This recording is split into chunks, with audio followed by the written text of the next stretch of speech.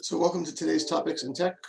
Our first speaker is going to be Miles Chilson from Athenahealth, talking about what he's doing there and how design and products make for the way of the future. Welcome back to the CI Sandbox. Awesome. Thank you, Mark. Online. Yes, it's a different world now. But so yeah, my name is Miles Chilson. I am kind of doing many things at one time. The pandemic has changed a lot, but actively I'm working for Athenahealth, and I am leading innovation and design from the UX perspective. So user experience, user interface, trying to kind of just create a space of increased availability as far as digital healthcare goes. So things like telehealth, which is huge now. And within the UX space, I think, especially during the pandemic, we've seen a lot of growth in the importance and awareness that people have for these experiences, how we use them, how they work for us. And so, that's not initially where my career actually started. So I'm going to kind of walk through where it began and where we are now and how they all kind of tie into one another. But let me share my screen here. Can everyone see this okay? You're good. Awesome. Cool. So kind of what I just have titled this is Designing Futures. And so, the way that I got into my career, how it started, really was in more of the hardware design space. And so we'll walk through some of my design philosophies that really gave me the introduction that I have to the work that I do now. So this is just a little bit of my story. My career started in a very, not the traditional sense. And before coming to Bentley, I actually had started a business in rural Alabama, which is, I had never been there before. I wasn't born there. I was born actually in the Virgin Islands, grew up in Massachusetts, but was really fascinated as a cyclist individually and someone, interested in sustainability in the history of cycling. And ended up finding myself in the middle of rural Alabama building bamboo bicycles for low-income families. And it was a business that I started really kind of just in the grassroots sense that I didn't expect it to go anywhere beyond this small town. And it really took a foothold. It was pretty amazing to watch not only the economy within the town change and the overall outlook of individuals. It was, at the time, I think the second poorest county in the US. So you'd see people riding these bamboo bicycles all over, and it got recognition all over the place nationally, which was really cool. It was a great kind of project prior to joining Bentley that really kind of gave me a sense of this interest in design and the relationships that we build with products and objects. And so then going to Bentley University, I studied business management, and then decided that I was really more fascinated in, again, these kind of design and technology aspects and field.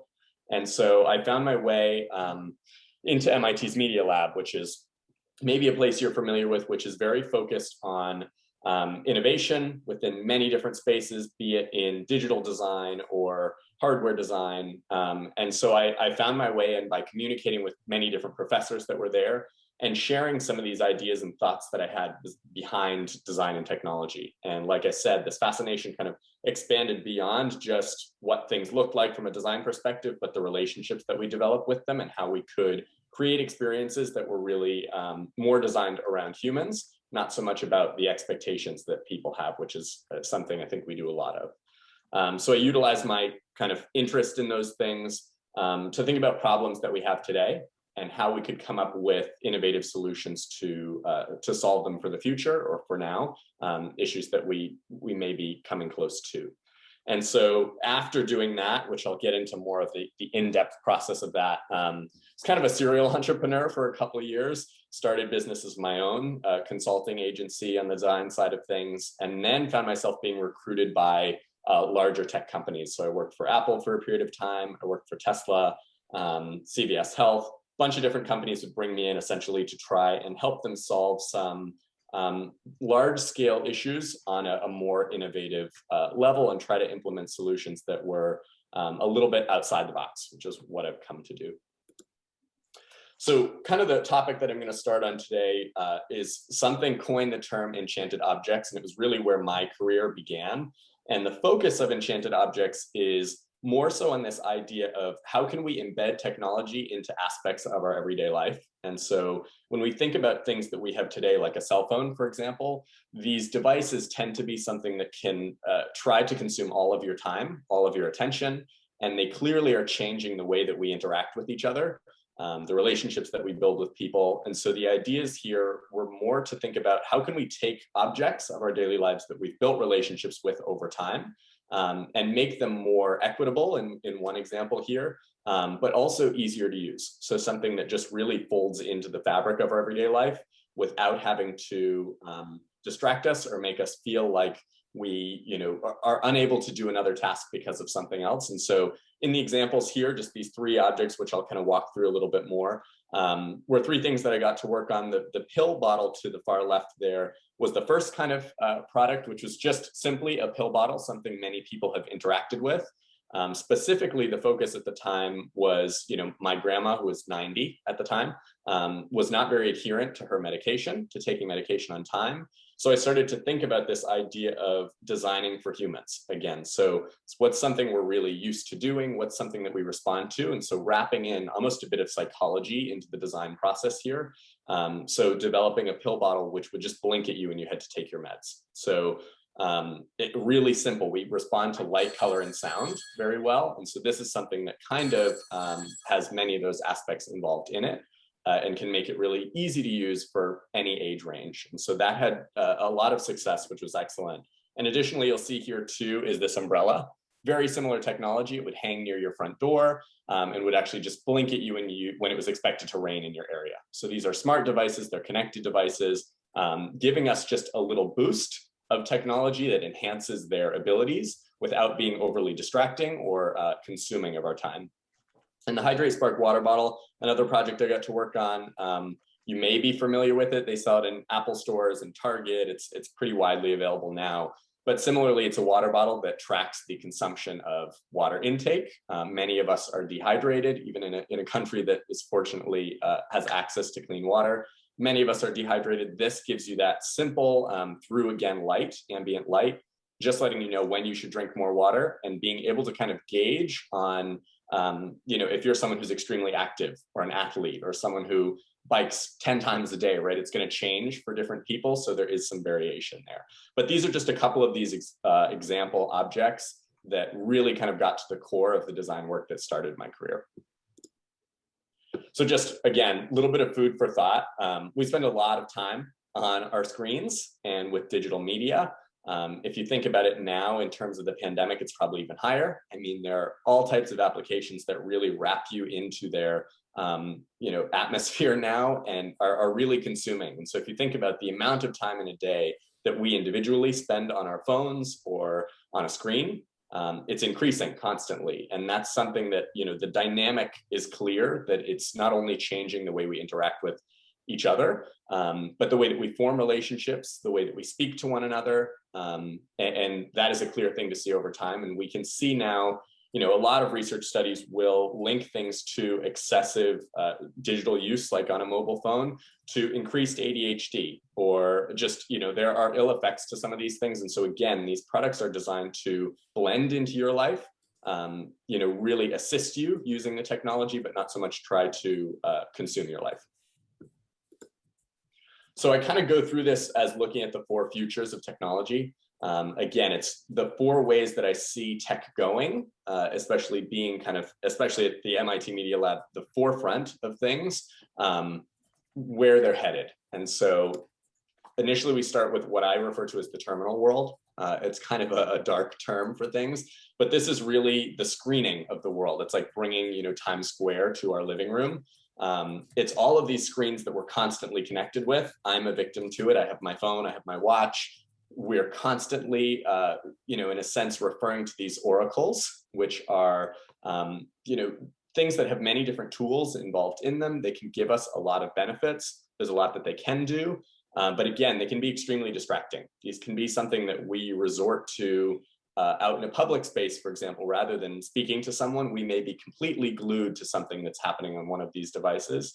And again, they can be something that's really beneficial, but it's about kind of finding that balance of when is the appropriate time to use it and how can we utilize that time more effectively if possible.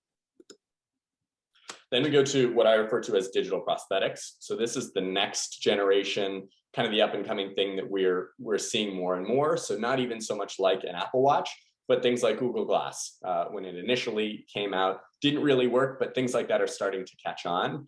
And so I always give the story of at the Media Lab, there's a gentleman who wears so many of these different objects and things on his being at one time that it's really difficult to communicate to him, because I don't know if I should be looking at his eyes, because he's not looking at me.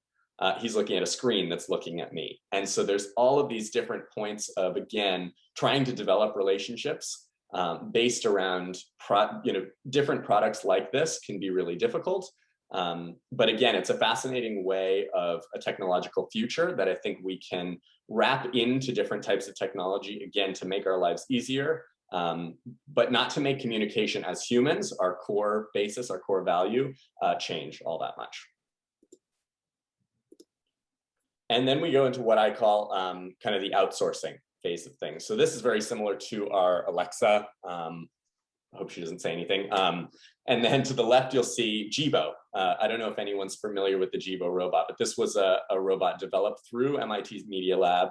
Just a couple of years ago, it was phased out. But the idea of this was to have an in-home helper, essentially someone that could read you recipes. It's very similar to Alexa or Siri or what we have now, but more so involved. There's a visual interface there. There's a face to it. And very similarly on the right, you'll see Pepper, who I got to spend a lot of time with, which is a robot that would actually, it was designed to sit in a mall or something of the nature and give you directions and really have this more human interface. And again, this is a really fascinating way of integrating technology into our lives. But we do, start to think a little bit more about what are the relationships that we develop with this versus one that we could, connect with a real human being, and how does that potentially change the way we think about relationships in the future. So the next thing I hope it will play. This is your house. This is your car. This is your toothbrush. Oops, let me go back one. My bad.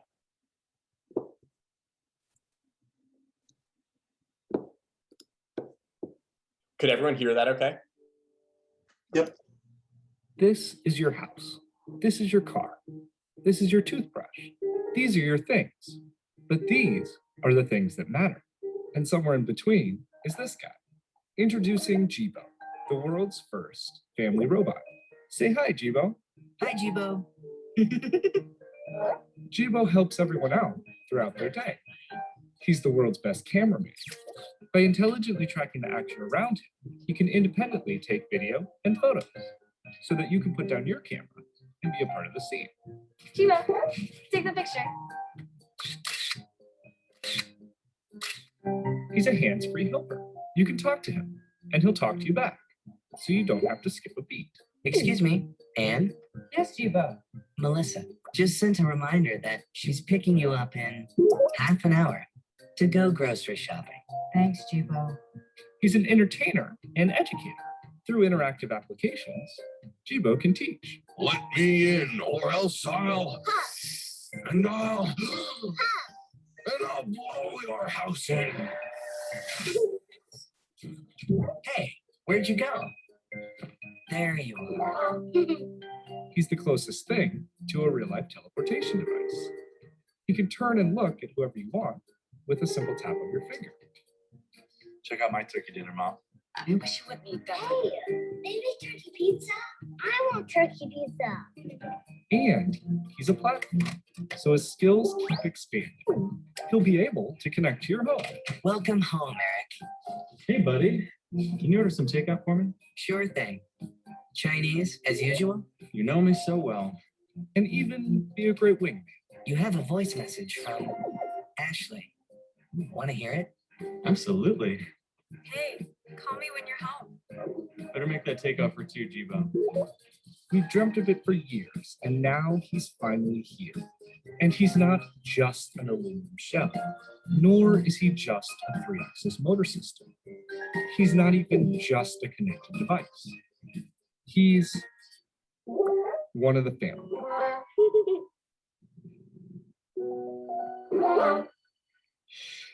Good night, Chivo. Jibo, this little bot of mine. Awesome. So the reason I show that video is it's one of these things where for outsourcing, for example, with these robots that we keep in our home, there are a lot of ways to make things look like they'd be really nice to have in your home or really fun or funny and helpful. But I think many times these things actually, a lot of people have oversight of things like security, for example, facial recognition within your home of your children. There's a lot of things that people don't think about when it comes to robotics in the home. So again, it's just another example of some of these things that can really kind of shift our perspectives of technology. They can scare some people. They can make some people feel more comfortable. Again, the kind of goal of Enchanted Objects here in this sense is to try to fold technology into everyday life objects so that it's really seamless. We're not taking any specific time away from our daily lives, rather just integrating it in. So again, here are some more examples of products that I worked on. This to the top left there is the ambient orb. And so I don't know if you guys are familiar with the John Hancock Tower in Boston, but it will essentially change colors depending on the weather. And so this orb does very similarly to that. It will change color depending on anything you would want on a variant scale. So I have one for Tesla stocks, for example. I could do one for weather. I could do one for the pollen count outside if I wanted. So anything that you could view on a variant scale, this little orb that could just sit anywhere in your home and from a glanceable perspective, give you and read you information without you having to specifically take out your phone and look at the weather or look at the stocks. It's all subtle and it's built into the idea of just moving around the space that you're naturally in. Doing your day-to-day, having one sit on your desk, it can change, those colors, and that's something that we react to pretty well. Again, you'll see the umbrella. Some of you may be familiar with the Copenhagen wheel, which is a hybrid bicycle wheel, which just snaps onto any standard bicycle and allows it to essentially become an e-bike. So this is another thing there where now through a digital interface, we can track more than we could before, but we also have something that's now assisting us in our cycling if we're a commuter or anything of that nature. We talked about the pill bottle as well as the water bottle. And then this notebook here, again, is something that I worked to develop with a large paper brand, which is really just about digitizing notes and storing information. And so these pages within the notebook allow you to scan them and it will automatically save them in the way that it's presented in the book. So essentially you have this digital version of the book that you can now put over to digital text and really make some bigger changes, but still be practicing things like handwriting. We learn a lot more when we write with our hands or with pen and paper. So again, it's speaking to those human qualities that we have and allowing technology to enhance those things, but not teach us that we don't necessarily need them, not condition us that they're unnecessary. So kind of, that's what initially got me into the field of technology. And what I started to find out through more of the hardware design was that frequently we design these really beautiful hardware products and forget about the digital side of things. So we have these digital interfaces, UX, UI terms you're probably familiar with, that didn't necessarily always meet the goals of users. And so this is something where we can really start to take some of the ideas from Enchanted Objects. So things like, these are kind of just the 7 ideas that help develop an Enchanted Object. So it's lovability, usability, indestructibility, affordability, gesturability, glanceability, and wearability. So this is more in the hardware sense, but again, bringing these ideas to each experience that we develop, be it digital or physical.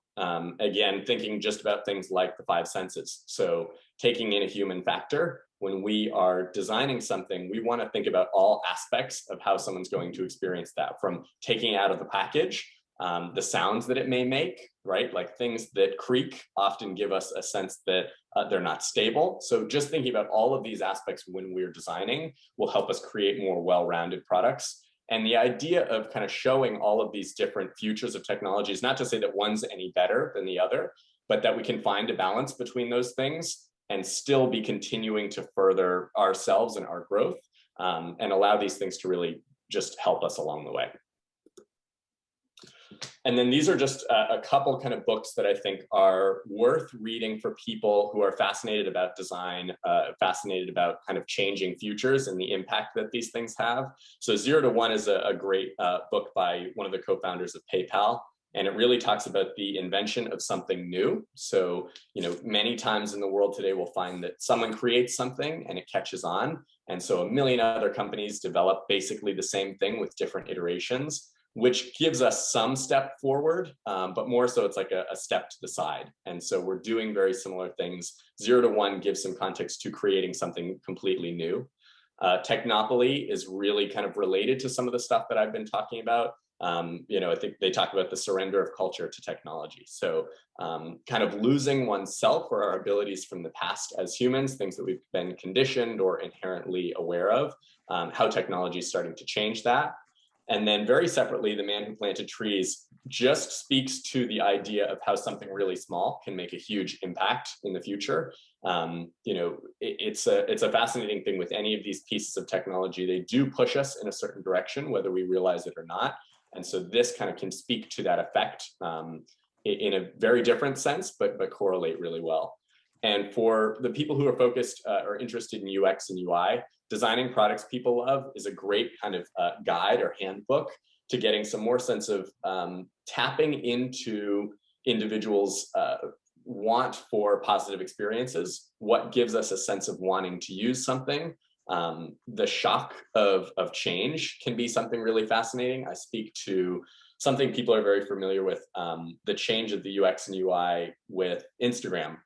Probably a couple of years back, the designer was notoriously known for kind of breaking out of the box. And when doing so, people were furious about it. They wanted the old Instagram back. They hated the change. But with time, we've adjusted to understand that it actually works pretty well when we just get used to it. And so there is that shock. And this book kind of speaks to some of the incremental changes in design that really help phase that out, so that when people see a new design structure come in place, or when we're designing one, it can seem like it was destined to happen anyway. And so we're not necessarily shocking the system with that, but more just designing products based off of what individuals have told us. So, like I said, now I'm working in the healthcare and medical space within technology, which is something that's been a really pretty old system for a long period of time, not something that's seen a lot of structural change.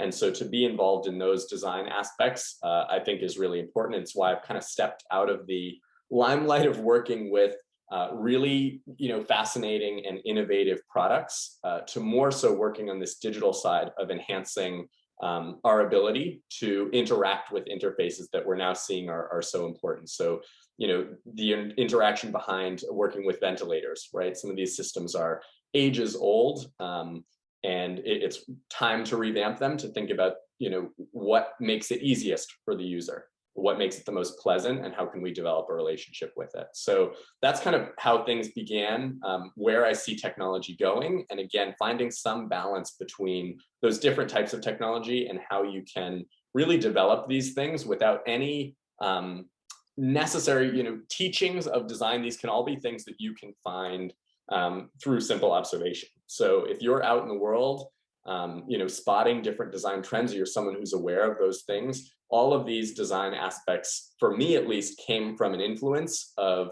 thinking, wow, this really isn't working that well. Is there another way to go around this? No, you don't have to have that necessarily formal training to figure those things out, but just trying to implement them more. And that's a big piece of my design strategy. So that's where, I'm working today. I did work previously for CVS Health, again, in the medical space, or the healthcare space, redesigning their application. And so it's a really fascinating place to be. So I am excited to hear that many of you are interested in the UX space. And I'm excited to hear more of your questions in that space, or in design in general. Miles, thanks. If you can stop sharing, we'll Yeah. good look at everybody. And let's take a couple of minutes for some questions. Excellent. And while I think of it, if you're open, you can put your LinkedIn contact in the chat so folks can stay in touch with you. Yeah, absolutely. Sarah, are you raising your hand? Yeah, I am. I was just going to ask about your experience with the MIT Media Lab and how you feel that prepared you for the work you do now compared to your experience at Bentley. That's a really good question. So, I think in terms of collaboration, that's something that is it's become part of me now, but is something that I think is pretty much unrivaled, through the community at MIT Media Lab. There are all these different labs, right? And they're constantly changing. There's people in and out that are grad students, whatever it may be. It felt unbelievably collaborative. The teams were not siloed. The labs were not siloed. Work often flowed in and out of each other. So I feel like it really prepared me for the work that I'm doing now. It did, not only launch some of my ideas and give them a platform to speak to others, but the other thing that I think, really helped was the availability of individuals to give feedback. And that was actually something that I realized at Bentley as well, which prepped me for the future, which is just being able to receive and give negative specific or positive specific feedback. And what I mean by that is, if a design seems a little bit off and you're working with a group of designers, give them the space to tell you why it's off. It's always better to hear that than, and it's their job too to elaborate on those things, not to say, oh, I don't like that you've put this box in that area or whatever it may be, or that you've changed this color. More so why, right? So, picking out some data or research from users that says why that might not be the best option. And so giving people space to speak, that was something that I found both at MIT and Bentley to be really beneficial and to speak to this collaborative nature that I work in now, which is great. Hopefully that answers it for you. Thank you. Thanks. That was great. Yeah. Anyone else? Yeah, so I have a question. Sure. First of all, thank you so much for sharing your story. So I'm wondering, what are the tools or softwares that you usually use when you do designing work? Because I'm currently doing a directed study with analog devices, and I'm helping them with the UI part of their prototype designing. So we are using Adobe XD. So I'm just curious, what are the tools that you guys usually use? Yeah, it's a great question. So again, kind of to this collaborative idea, I don't know if you'll have the availability to try it or to give it a shot, but I love Figma. That's kind of what I've mainly used for the last, it hasn't been out that long, but long enough that I've kind of ingrained it into all design teams that I've worked in. And the reason I like it is it gives, XD can kind of do this, but, and similarly Sketch is another one you might be familiar with. Figma allows you to work in tandem with folks live. And so you could have 4 people or 10 people if you wanted working on one design at a time, all in the same room, and seeing the changes that people are making. And people can kind of observe these things. It's far more collaborative, and the tools are, to me, more fine-tuned. So in XD, there are some things that to me can be fairly rigid. So it's like, I just simply want to turn this box or, change one of the settings on an image or something like that. It's not as seamless in XD. Maybe it will be to you because you're more used to it. But if you use Figma and get into it, it's becoming more of the design standard, especially within, the design teams that I've been part of. And I love the collaboration aspect of it. So I've used Figma, Sketch, and XD. All of them are great programs. I just like how integrated Figma can be specifically. That's a big design tool for me. And then another thing in separate, which is just a great tool anyone can use, is usertesting.com. So if you're working on any designs or have questions about designs, it does cost, but it's where you can have users, and you can filter them out, whoever you may be looking for in an age range or a profession or an income level, whatever it might be, to test your work. And so you can have someone run through an app that is completely unbiased and give you feedback, and you can even moderate them, physically have them speak to you digitally, right, through, this program. So it's a really good way to get unbiased feedback on some of your design work. So those 2 tools, and there's many different ways to do user testing, but those 2 tools are pretty big backbones to the work that I've done. Thank you. And Miles, thanks very much. I'm going to stop the recording at this point. and then record, turn on a new one so Greg can get started. Absolutely. Give me 1 sec for that.